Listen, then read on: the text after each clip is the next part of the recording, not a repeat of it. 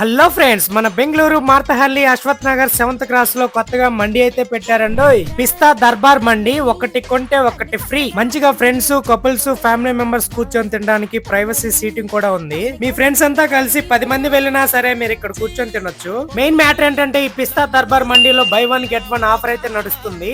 New year కి ఇక్కడ ఇచ్చిన ఫ్రీ కేక్ ఆఫర్ ని మిస్ అయ్యి ఉంటే ఈ 1+1 ఆఫర్ అయితే కొట్టేయండి. ఈ ఆఫర్ వ్యాలిడ్ వచ్చేసి ఓన్లీ జనవరి 3rd నుంచి 10th వరకు మాత్రమే.